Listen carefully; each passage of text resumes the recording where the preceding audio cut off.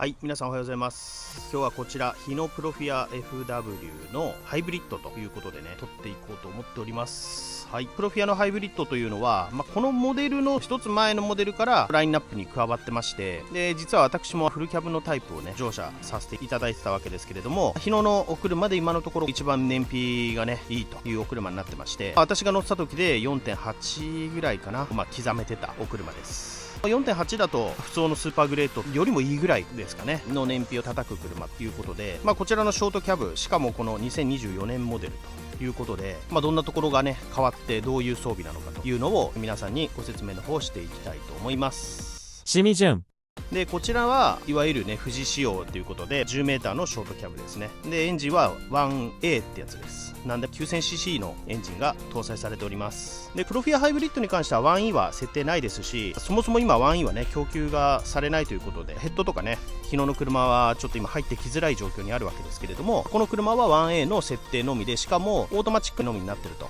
いうことです。でこの日野のプロフィアハイブリッドのオートマっていうのはまた今までのオートマとも違っていて、少し滑らかなねフィーリングになっております。外装的な違いご存知の方はご存知だと思うんですけど、まずフロントパネルのところにハイブリッドの場合はブルーの模様が、いかにもねブルーなんでハイブリッドというかエコカーを連想される方多いと思うんですけど、こういったシールが貼ってあります。ここを見るとハイブリッドって分かりやすいわけですけれども、ただね富士の車っていうのはもともとがブルーですんでね、よく見ないとちょっとねここ青いっていうのはね気づきづらい点になると思います。あとはセンサー関係、これもう毎回伝えてるんですけど、最新のモデルはこういう風にねセンサーがサイトアラウンドモニターなんですかね、中側に入ってくるということで、一つ前だとここにポコポコって左右についてたんですけど、これがこういう感じのセンサーになってるということです。デザインが非常にかっこいいですね。基本的なキャブプレスは変わってないわけですよ。隣にあるねプロフィア、あれがグラプロなんですけど、グラプロの時は全部スチールなんですよね、フロントパネルとかで。こちらになってからは樹脂になってるんで、こういうフロントパネル類が要はプラスチックっていうんですかね、セノプロ的にいうグラインダータトゥーが施せないパネルになっております。軽量化とかいろんなことを考えるとこういった方が理にがかなってんのかなという感じがします。キャブに関しては 10m ボディですんで、寝るスペースが2階につきますんで、有効活用といえば有効活用ですね。寝るスペースもこういう形状になっておりますので、同封板も兼ねてますんで、長距離なんかも行きやすいということですね。あとはサイドカメラっていうのを今設けてますんで、視覚をねより確認しやすいような状況になっております。まだ納車準備途中でデジタコ等とかついてないんですけど、こんな感じで中はデザインいいですね。変わらずですかね、この辺のデザインはね。ではしごを伝って上に上がるわけですけど、こんな感じでちょっと暗いですけど、これが寝台スペースになってまして、上でも充電もできるし、蓄冷の調整だけは上でも可能になっております。蛍光灯ついて網戸ついて、窓も開けれるし、で上は緊急脱出口で、下からね例えば火災とか生じた時に逃げれるようにね必ず設けないといけないようになってるんですけど、十分ここも下はねクッションになってるし、普通のフルキャブの寝台のクッションよりは厚みがあるので、だいぶ快適に過ごしていただけるような仕様になってます。アイドリングでエアコンを上に冷風温風を送ることも可能になっております。詳しい内装はまた後で紹介していきたいと思います。しみじゅん箱はいわゆるトランテックス製のウィングになっております。ハイウィングですね。でそれを、当社ですと最近は融雪地帯に地点を出す傾向が強いので、半寒冷地っていうんですかね、融雪地に行っても車両を傷みづらくするような工夫が施されているお車です。特にね最近は北海道にも支店を出すことになったんですけども、北海道なんかはね当然融雪地なんでね、そういったところに行ってもいいように融雪地でも対応できるような全ての車そうしてますね。もうなぜならそのロットでね、例えば普通仕様でこっちは融雪仕様とかって作ると、結局メーカーっていうのはその同じ車型をバーッと作った方が効率いいわけですよ。そうすると前半だけがこの普通のが出てきて、後半寒冷地とかになるとうまい具合にこうね視点に振り分けができないっていうのがあって、最近ではこういう形でもう全て融雪対策仕様の車になってます。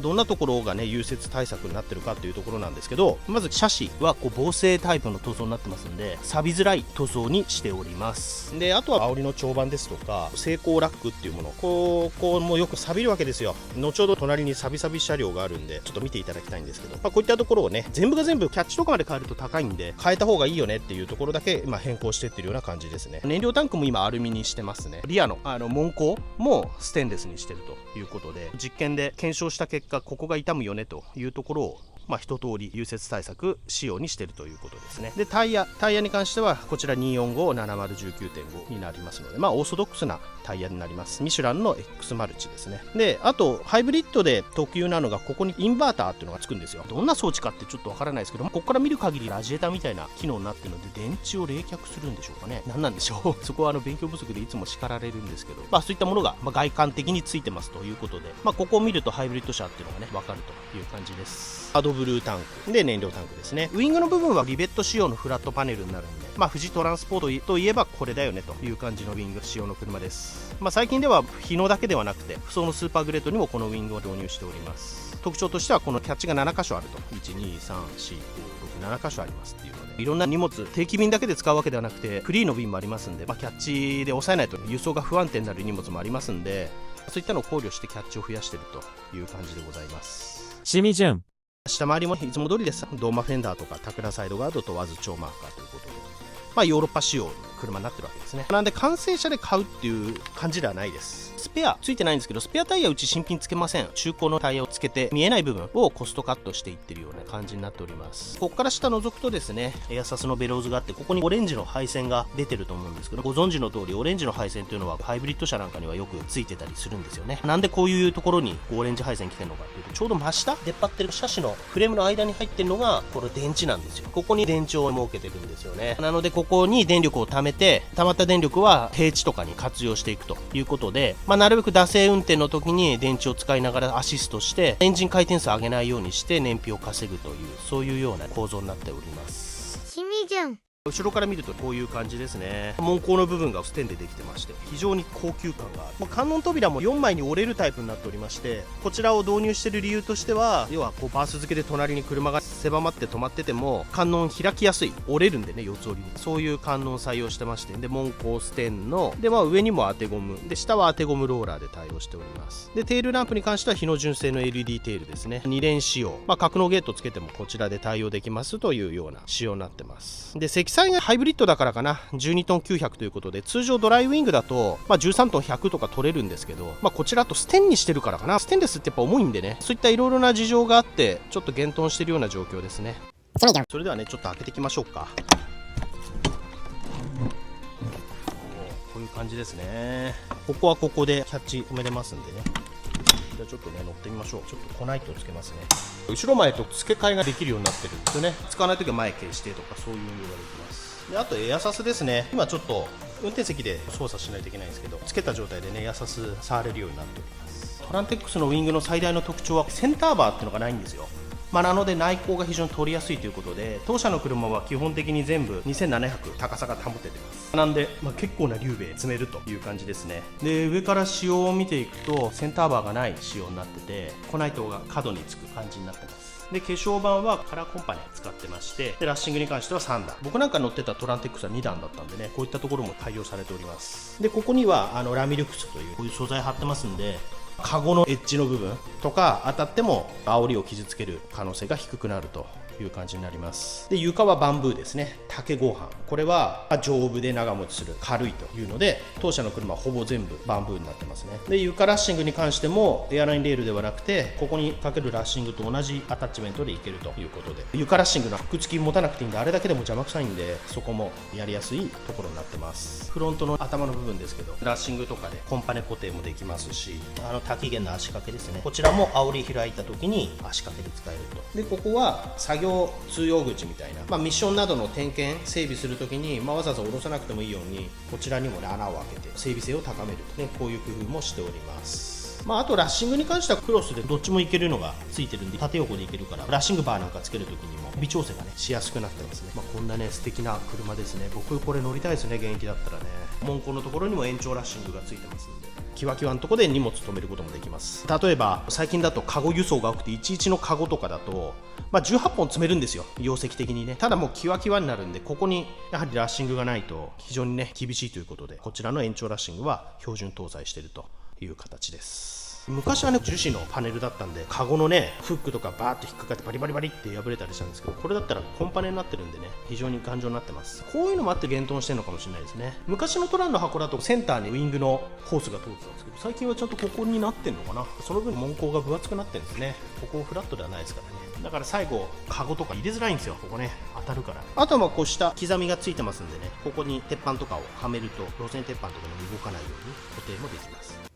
今ね中見てみました。各種ステッカー、ドコマップっていうね GPS っていうのが当社の車は全部ついてまして、グループ入れて2900台ぐらいあるんですけど、全部を瞬時に GPS で、しかも軌跡何ヶ月前とかも全部残る、どういうスピードで走ってるっていうのを全部ね記録されております。そういったソリューションがねついてるというのと、バックアイカメラも当社当然ついてるんですけど、ドライブレコーダーとしての機能も前と後ろ両方ねついております。そんなところですかね。後ろに関しては運転席側ですね。言わずと知れたダーケンの工具箱ですね。大容量のものと同じくダーケンの消火器という感じですね。新型になるとねマフラーカバーがなぜか奥張ってるんで、サイドガードがマフラーカバーの上を通ってくるような感じになります。エアクリーナーもショートキャブ用になってますんでね、形状がちょっと違います。通常だと上にココッとつくやつになるんですけど、それがショートキャブ用のエアクリーナーになるということですね。しみじゅん。それではねちょっと中を見てみましょう。日野に関してはローキャブって、あるんですけどローリーとかしかないので、基本は3段ステップですね。ハイキャブみたいな感じになります。シートも機能は層に似てるんですけど、調整の位置とかこちらの日野のシートの僕は乗り心地いいのかなと思いますね。あともう一つポイントなのがね、2ペダルになってます。日野はね今まで3ペダルで電子クラッチついてたんですけど、こちらからはなくなってるのかな。日野のお車の場合はねオートマチックがダイヤル式になってて、 D とスローと R のスローと共にあります。スローっていうのは接岸の時に使うんですけど、慣れてくればねそんな別に接岸する時に使わなくても大丈夫です。で当社富士トランスポート仕様っていうところで、ショートキャブ2階建てが当社主流なんですけど、特殊なスイッチがいろいろついてますんでね、それをご紹介しましょうか。でまずこの2階電源ってこれ多分ね普通のフルキャブついてないんですよね。でこれ入れると上に電気が供給されるので、上でのコントロールがこちらをオンにすることによって可能になります。上の室内灯なんですけど、ショートキャブであそこ1箇所潰してるので2個しかないというね、ちょっと暗いです正直。プロフィアハイブリッドの仕様なのかな、応急的なスイッチなんでしょうかね。そういったのがついてたりですとか、運転席来ないってなってますよね。これがエアサスのコントローラーをねどっちに割り当てるかっていうのをするスイッチです。運転席にしとけば運転席でのリモコンの操作でエアサスを上下させられますし、こちらにすると来ないでの調整ができるということですね。ちょっと端に追いやられてますけど、 AC 電源1回2回っていうのがあるんですけど、エアコンダクトを使って上に送ることもできるんですけど、エアコンの空気って基本的にはこのキャブで温度測って、でここの温度を上に流すわけですよ。要はここをエアコン閉じた状態だけどセンサーはこちらってなってると、どんどん温度上がっていくんですよ。こっち冷やされてないから、冷たい空気ばっかがね上に行くんで、それをちゃんと2階にあるセンサーで制御してくださいっていうのがこちらのスイッチになってる。これで切り替えで1回2回でねできます。ただこれね忘れてるとねエアコンがやたら寒くなったりねするんでね、そういう方はここのスイッチをねちょっと見てみてほしいです。あとはね蓄冷っていうものがついてて、この蓄冷ボタンを押しとくとここに蓄冷剤入ってるんですよね。でそれが冷やされて、こちらのスイッチでこれで冷やされてると 3,4 時間ですかね空気出せます。ここからもね出せるようにはなってるんですよ。ここを閉じれば上の寝台からもね出せますので、この蓄冷と、エアコン使えば夏場はしのげるかなという感じではありますね。でショートキャブだけなぜかねこれボックスがねしょぼいのになるんですよ。フルキャブだとこうでっかいのになるんですけど、はしごがあるからつかないのかな。この電池マーク、これはねハイブリッドしかついてないと思います。電池がどれぐらい溜まって、回生ブレーキもかかるんで下り坂とかも電池溜めれますしね、そういったエネルギーを平地で動力として使っていくということになりますので、どのぐらい溜まったかっていうのを見れたりとかします。一応最新機種になるんでね、今マーク出ましたけどハンドル補正ができるんですね。こちらでレーンキープ入れておくとハンドル補正もかかりますっていうのと、あとはこのキャンセルボタンですね。これは緊急停止をキャンセルする、緊急停止モードに入った時にキャンセルするボタンとかついておりますので、2020年モデルぐらいとは違うような感じになってきております。あとオプションで当社は CD ちゃんと入るやつ、CD 使う人今ね少なくなってるのかもしれないですけど、ただね Bluetooth もできますので iPhone とかから音楽かけたりも可能ですね。あとはサビ度合いがねどうでしょう。こちらもステンになってるね。でも成功ラックとかがこういう風になってくるわけですよ、融雪地行くと。なのでこちらはステン仕様にしたという感じで、この車なんかも平成25年ぐらいだから10年落ちぐらいですけど、10年落ちぐらいになってくるとねだいぶ経年劣化が激しくなってきて、当社長距離輸送なんで走行距離も刻みますんで、こういうので作ったければこっちの方がいいよねっていうので変えてってるわけですよね。看板なんかも再販を考えて羽には貼らないようにしてますし、いろんなところを少しずつ変更していっております。そんな感じで今一周見てきました。こちらハイブリッドということで、トラックメーカーさん各社 SDGs の観点から燃費良くしてカーボンニュートラル頑張りましょうというのをねやってるわけですけれども、トヨタ系の日野としては、電気というよりはハイブリッドがやっぱ得意だというところで出してきているということでございます。不走なんかはねハイブリッドって歌ってるわけではないですけど、燃費が非常に良くて、当社の車でもリッター4は絶対行くで、今までの日野の車だと 3.5 だよねみたいなのがあったんですけど、こちらハイブリッドに関しては僕の乗ってたモデルで 4.8 ぐらいいったんで、下手したらね5ぐらい叩くんではないかなと。購入に対しても多分補助金とか出るんじゃないですかね、ハイブリッドだから。その代わり何年以内売却しないでくださいみたいに縛りはあるんでしょうけど、昨日のハイブリッドに関してはオートマの性能もいいし、今新型はねオートマの性能も変わってますんでね、非常に乗りやすくなってると思います。それのショートキャブということで、当社としては需要のあるありがたい1台が導入されましたので、車両のご紹介させていただきました。それではね、また動画企画して撮影しますので、お時間さえご視聴いただければありがたいです。それでは次回までご覧いただきありがとうございました。失礼します。